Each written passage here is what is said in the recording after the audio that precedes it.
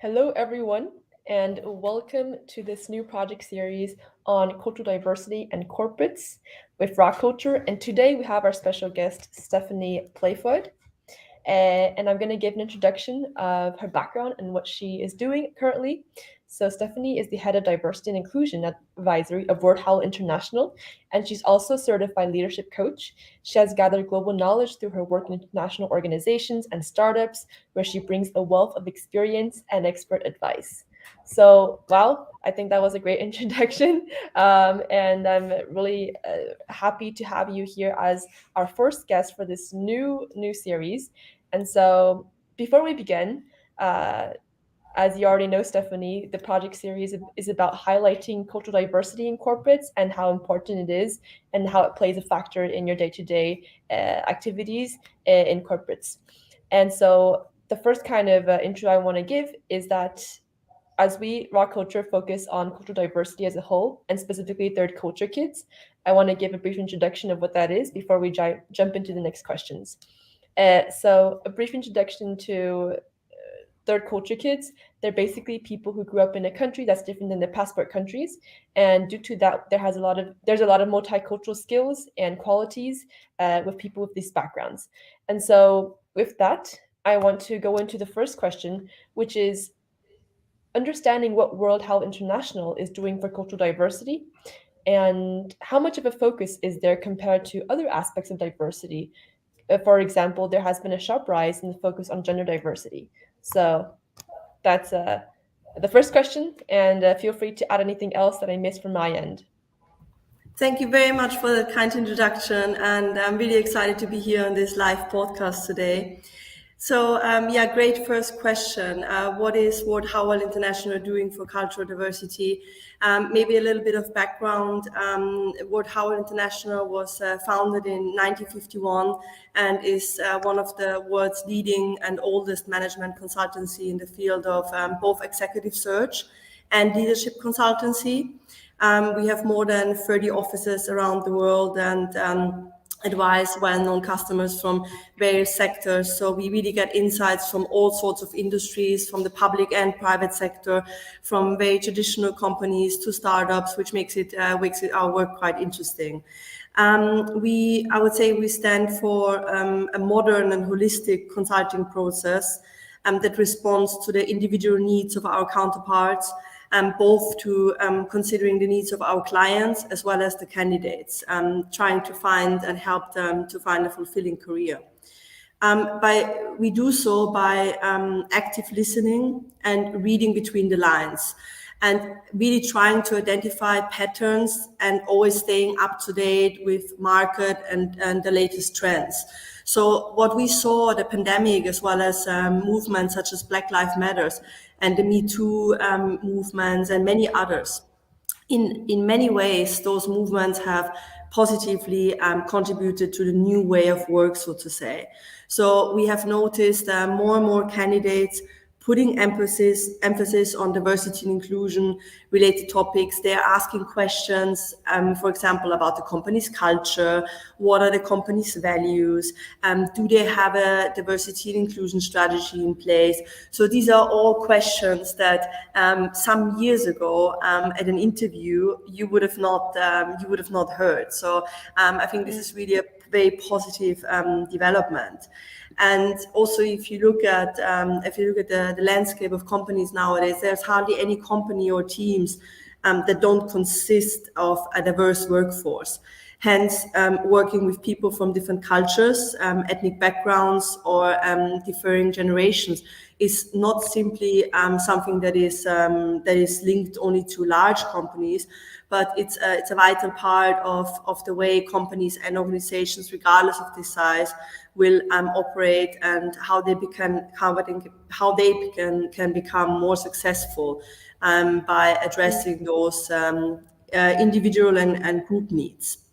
For me, as maybe to add here, for me as the head of diversity inclusion advisory, it's also important, of course, also that we at Ward Howell not only advise our clients on their D&I journey and their learning journey, but also to lead by example. So we have more than 70% of women at Ward Howell Austria, and we have 4 generations successfully working side by side, remotely and in the office. So this is something which is quite important for me as well, because it also gives us the opportunity to see internally what challenges come with that, and it's then of course easier from those lessons learned as well to advise our clients.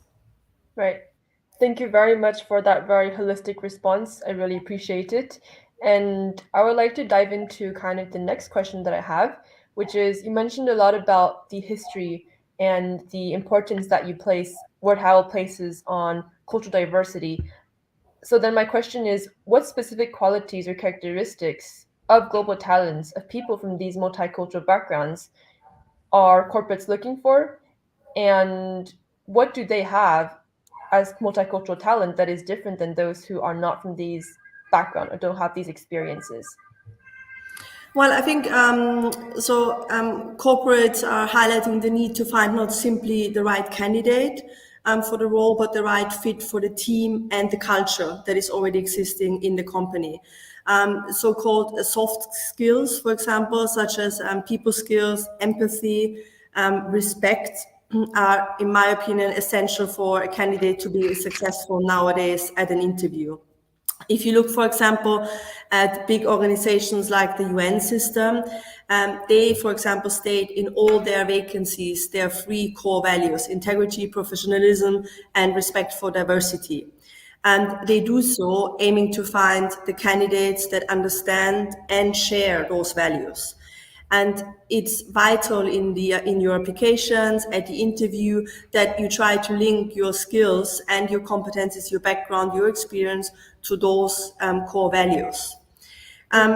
Personally, I think whilst I believe that most soft skills, such as empathy, for example, are skills that can be developed, you can train and learn them.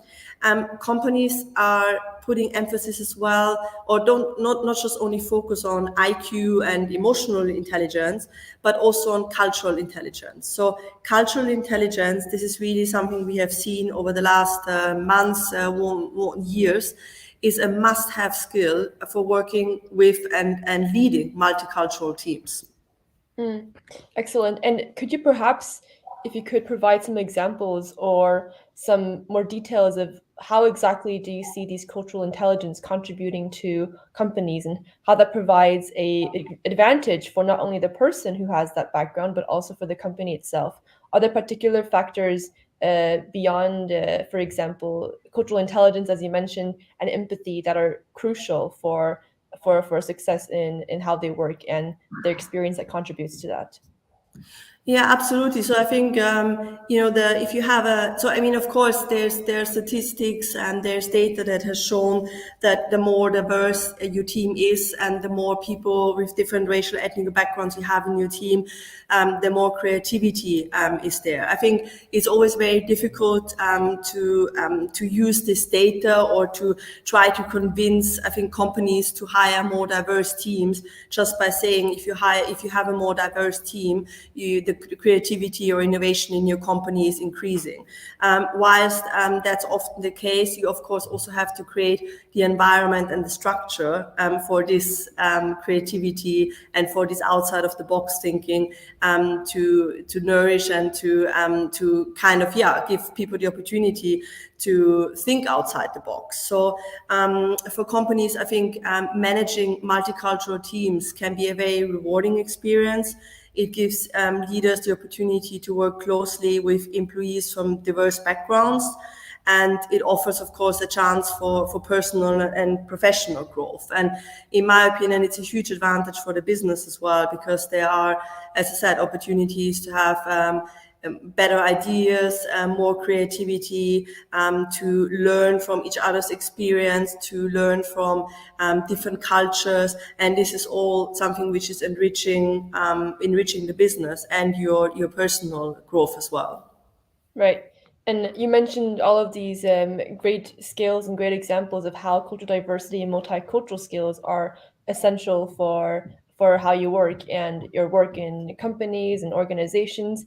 How might you kind of answer the question for people who are thinking right now, if we want to hire people who are from these backgrounds, what advice can you share with these companies, right? Yeah, it's a very good question. So I think I would say my top three tips are to really consider what types of diverse talents would add to your culture. I think this is key.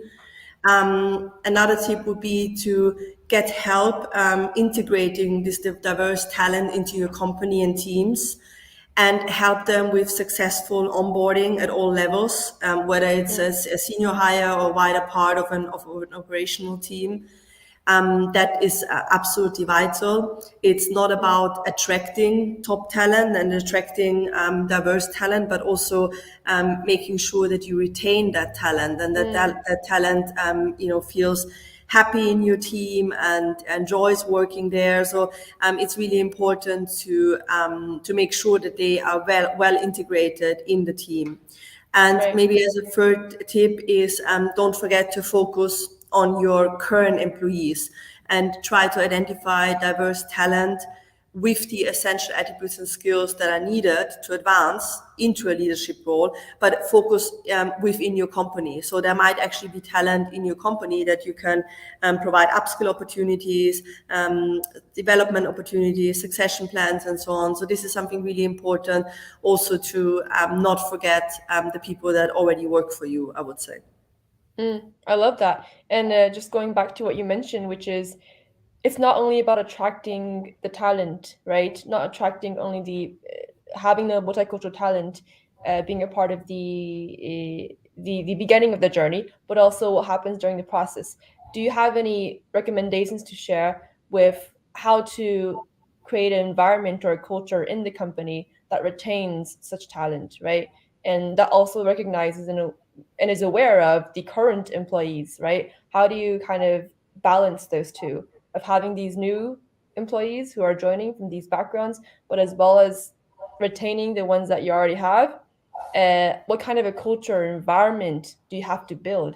Do you have any best case practices or recommendations from your end on this?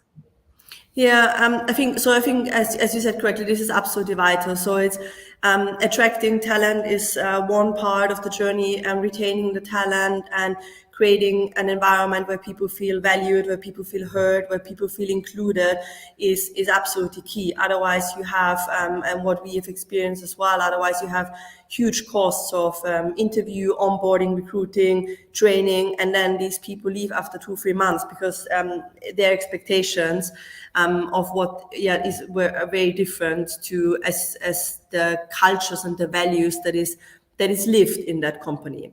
And that is something which is not an easy journey. This is something which is not just something you can develop with attending a workshop. This is work in progress.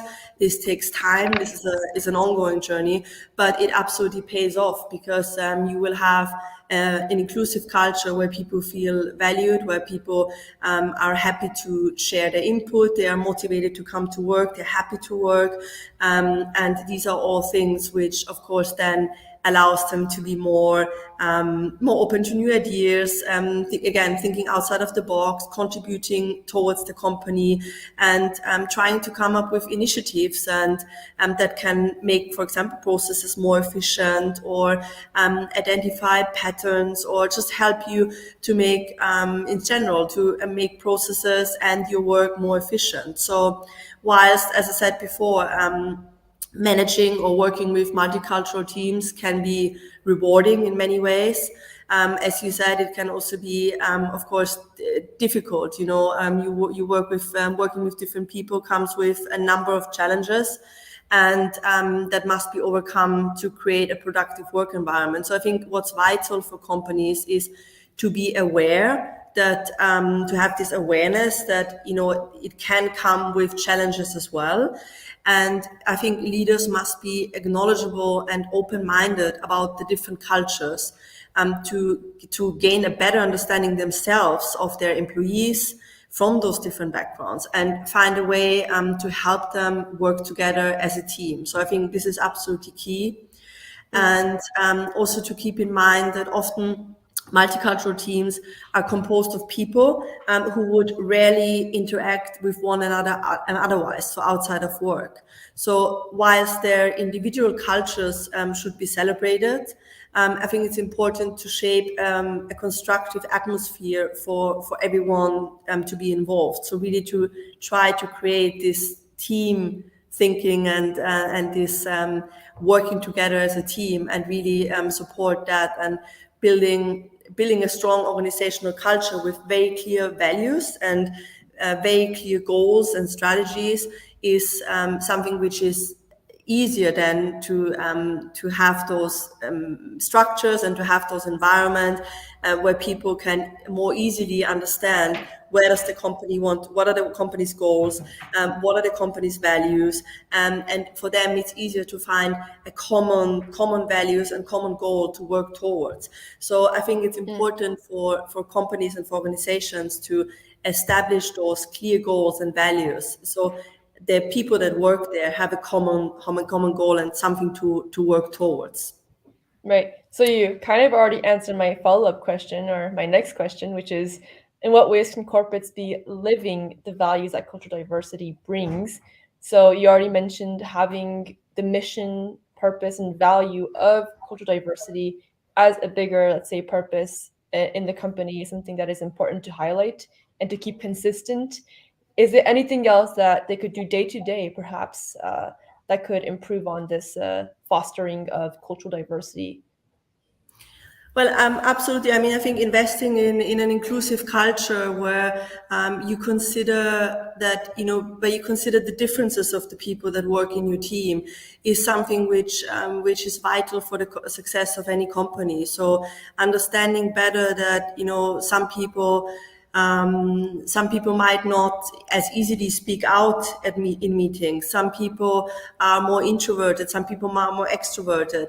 You just to be aware that whilst you have a very diverse team, you might address those people. You might address people differently, and that is something which, again, the more and more you understand the different cultures, and you also try to educate yourself on those different cultures, you maybe try to understand what's the difference between high and low context communication. There might be a lot of things that are unsaid, a lot of hidden messages. So the more you understand, I think, about different cultures in general, I think the easier it is on a daily basis to involve everyone. I think that is absolutely key, to have everyone involved, to feel like to create an environment where everyone is finding his or her own channel to contribute. That might be through giving everyone the opportunity during a meeting to speak for 2-3 minutes. That might be to considering better the different time zones that people work on when they work remotely and when you work with a diverse team remotely. So really making sure that you create structures, to create processes and an environment that is suitable for all the different cultures that work in your company. Right. And I think from what you just said is reflecting on what you already know, your current knowledge of cultures, your current, let's say, outlook on what it means to come from these different backgrounds is vital. Self-reflection, I would say, perhaps from your end. And second of all, is looking at the patterns that the current employees or the people who are coming into the company have in terms of what they're comfortable with, and then kind of dissecting how we can work from there, how we can bring together the team from these different environments and experiences together. So thank you very much. And my next following question is, So, looking at all of this and the things that we discussed so far about cultural diversity and how essential it is for corporates right now to adopt this mindset, what do you think about the future of cultural diversity? How much of an impact or emphasis will it have on corporates? Well, I think the culture in all its diversity is an infinite reservoir from which we gain our knowledge of the world, and which we continuously try to tap into to find solutions for various issues, to solve various challenges.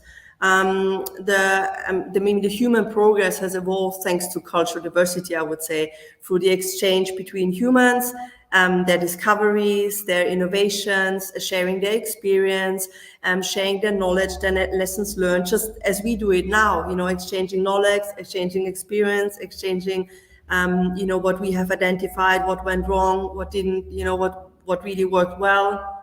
So I think culture is really in a constant flux. It's evolving. It's evolving across time, and I personally believe that each culture is rich with insights, and each culture is providing its own knowledge and its own contribution. So I think our cultural diversity is really our greatest strength. It's valuing this diversity and protecting and promoting cultures is absolutely vital for the future of successful companies, but also, quite frankly speaking, for society. And Mm, from our experience and from what we see from our candidates, the feedback we get from our clients, more and more corporations have realized that the next generation, they have different expectations, and and companies and firms, they are adjusting their leadership style, they're adjusting their structures, they're adjusting their processes, specifically to ensure that they can continue to attract these top talents and to mm, continue to grow their business. So to answer your question more specifically, how much of an impact or emphasis will it have on corporations, or if it's not implemented? As you said before, I mean, if it's absolutely vital to continue to attract the top talents, and vital to grow their own business. So what we see, for example, is a lot of companies understand that when they create a safe and respectful environment, where people are not afraid to fail, then they can create an environment where there's more creativity, innovation, and outside of the box thinking taking place. And mm, people work more effectively and they're more motivated. So this is what I meant before, right? I wouldn't just link it to hiring a diverse team. Yeah, you might have a super diverse team, but that doesn't mean that the team is or that there's an inclusive environment. It also doesn't mean that your company is more creative or innovative. So it's one thing to have a diverse team, but on the other hand, you also need to have an inclusive structure, and you have mm. to have an environment for those people to contribute more effectively, and by being motivated themselves to contribute, and really to give them Right. a purpose and a why, so to say. Mm. And that's why I also like the comment that you made about diversity being kind of a flux, right? There's not a constant thing. It's something that you need to adapt to, and especially looking at teams in corporations, it's all about kind of understanding the dynamics of the current team, understanding what it means if you bring in a new set of people in, and how you can make sure that there's still a balance, there's still an understanding, there's still respect on all levels. And so I think that's a great example of what companies should be doing right now and also looking forward to be able to be flexible and adaptable with these changes and this trend increasingly towards being connected to all across the cultures, right? So thank you for that comment there. And I actually have one last question, and that is considering that there's a continued conversation actually in this podcast series, we will have another guest on who's also representing a corporate. Is there a question that you would like to ask them regarding cultural diversity? So this could be anything from your end. But that's a very tricky question, Virung. I think it's a tricky question in itself, to pick a Yeah. question, especially not knowing the guests or the audience speciality. But So yeah, all the best with my question. I think the one question that comes to my mind is if cultural diversity should already be part of a company's DNA, so to say. Should they wish to truly succeed in improving innovation, creativity, employee retention, and financial performance, for example, how should we be measuring cultural diversity? And what would you say does success look like from a company and an employer's perspective? These are probably two questions, but Yeah, I was this gonna is say that's more than one question, but fantastic. I'm looking forward to the answers that they will have for your question in the next episode. me too. That that was all of my questions from my end today. But right now, I would like to provide the space for you to also share a bit about Ward Howell, a bit about how to connect with you, and any last comments from your end.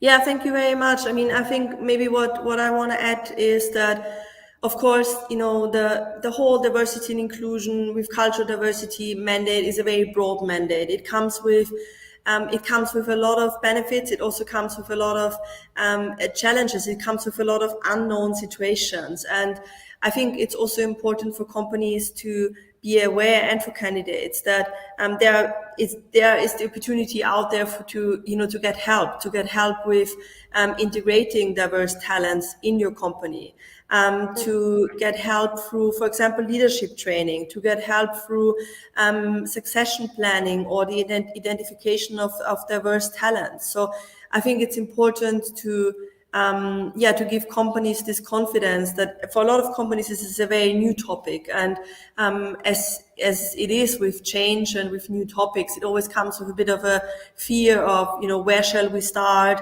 how do we start. So I think it's important to just maybe lean back and say, fine, I'll talk to an expert. I see how they can support me. How can they help me?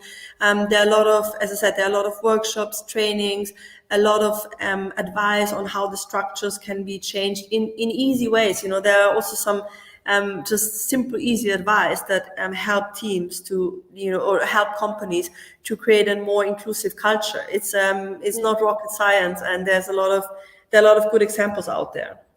Right. It's not rocket science, you just have to start. Love it. Very nice. Absolutely. So, would you like to mention how people can connect with you if they would like to continue a discussion or conversation on this topic? Yeah, so please, you find me on LinkedIn. Feel free to add me. Stephanie Playford is on LinkedIn, or reach out to us, Ward Howell International. I'm happy to answer questions. I'm happy to provide more advice on what we do, how we can potentially help you with your leadership journey, with your helping your company to become more inclusive, or to attract and retain diverse talents. So feel free to connect with me through the Ward Howell website as well. But the best way is to reach out through LinkedIn. Right, very nice. And right now we just have a few more minutes for questions from the audience. Wonderful. So there's already a question from an audience member, and she asks, do you have cases from your experience when international workers couldn't adapt in working community? Yeah, of course. I mean, unfortunately, we experienced where candidates were not happy in their new environment. We had cases where people, even relocated to companies, relocated countries, and didn't really enjoy their work environment there. Unfortunately, you still have companies who maybe highlight or maybe promote diversity and inclusion, but don't really live it, and don't really have it implemented in their company as they might promote it. So these cases, of course, exist. Unfortunately, we had cases where people, felt like they were just hired to showcase that the company is more diverse, but in fact, their potential and their skills were not used in of course the way they were expecting it. So that unfortunately still happens, And that is something which we also, of course, with those trainings that we offer and the career coaching, the advice we provide, try to address and try to, but also make our candidates, of course, aware that is, that there is still, of course, a potential risk I think in any country and any job or company you start, as small or big as it is. It's sometimes difficult to kind of look behind the scenes and really understand how inclusive is that company really. That's I like how you explain that, because I think there's constantly people who are corporates or organizations actually on that end who bring in one person who is diverse, and often they are tokenized, right? So moving away from that narrative and moving away from this need to have one person being the model and representing, but having truly a diverse kind of community and aspect in the company, in the organization, that's something that we should all strive for. And for people like you and companies like Ward Howell, you guys are offering services and consulting for that purpose, right? Thank you very much. Yeah, absolutely. And Maybe, yeah. Sorry. no, from you can please. I said, yeah, maybe to add here, it's of course also sometimes it's giving the employees who already work there or the team a training, right? It's not only the leaders that create this inclusive environment, but also the team members itself. And that, often a lot of times when it comes to diversity and inclusion related topics, it's also important to involve the whole team, right? How do I make that person feel? How do I help that person with onboarding, right? It's more than just, providing a 1-day onboarding course on how the systems work, but maybe can I help this new employee's partner with finding the right nursery? Maybe can I share some restaurant advice? It's those little things, of course, also that make the person feel welcome. And I think this is something which is quite often underestimated. Right. Thank you very much for adding that. And if there's more questions, we still have a few minutes, so feel free to add your questions in the chat. And if not, we will then be also slowly wrapping up this session and this live stream. And I would like to say thank you very much, Stephanie, for being my first guest on this new project series.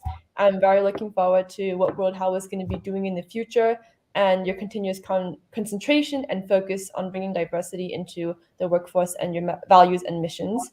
And I'm looking forward for all of you who's in the audience now listening to hopefully you learn something about cultural diversity and how the importance is for corporates as well, and to for you guys to also follow along in the next episode that we have to continue the conversation and to listen at what corporates are doing for this topic. So thank you very much for everyone who's joined, and appreciate the question that was also popped in the comments.